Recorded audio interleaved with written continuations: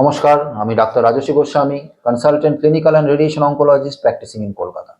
আজকে আমি আপনাদের ইমিউনোথেরাপি নিয়ে কিছু বলতে চাই। ইমিউনোথেরাপি ক্যান্সারের একটি যুগান্তকারী আবিষ্কার এবং লেটেস্ট আবিষ্কারও বলা যেতে পারে, কারণ ইমিউনোথেরাপি নিয়ে অত্যন্ত বেশি পরিমাণে রিসার্চ চলছে, কাজ চলছে।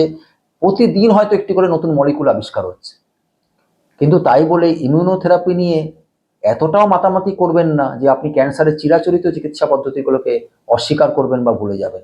Onco surgery, radiation therapy, chemotherapy, hormone therapy, targeted therapy, এই পাঁচটি ছিল, আছে, থাকবে।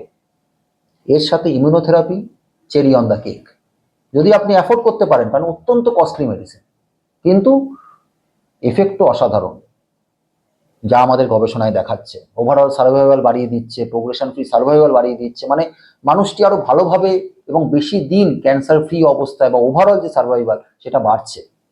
এবং ইমিউনোথেরাপি কিন্তু কস্টলি, সেটা মাথায় রাখতে হবে, সবার পক্ষে অ্যাফোর্ড করা সম্ভব না। এটি গভর্নমেন্টের স্কিমেও অনেক সময় অ্যাভেলেবেল থাকে না। সুতরাং ইমিউনোথেরাপি নিতে পারলাম না বলে আমি কেমোথেরাপি, রেডিয়েশন থেরাপি বা সার্জারি নিতে পারবো না, তা কিন্তু নয়। ওইগুলি মেইন চিকিৎসা, তার সাথে ইমিউনোথেরাপি নিতে পারলে তো খুবই ভালো। কিন্তু ইমিউনোথেরাপি না নিতে পারলে ঘাবড়ে যাওয়ার বা ভয় পাওয়ার কিছু নেই। আপনাদের কেমোথেরাপি কিন্তু ভেরি ইম্পর্টেন্ট। কেমোথেরাপির সাথে যদি ইমিউনোথেরাপি অ্যাড করা যায় বা শুধু ইমিউনোথেরাপিকেও নিতে পারেন, যদি সেই প্রপার ইন্ডিকেশন থাকে, তার জন্য আপনার প্রপারলি ট্রেন অঙ্কোলজিস্ট লাগবে। এমনি এমনি অন্ধের মতো ইমিউনোথেরাপি দিয়ে দিলে তো হবে না। সুতরাং সেটা যদি কেউ নিতে চান, অবশ্যই আমাদের টিমের সাথে যোগাযোগ করবেন, আমার সাথে যোগাযোগ করবেন প্রপার গাইডেন্সের জন্য। সঠিক চিকিৎসা, সঠিক সময়, সেটাই ক্যান্সারের সব থেকে গুরুত্বপূর্ণ। ধন্যবাদ।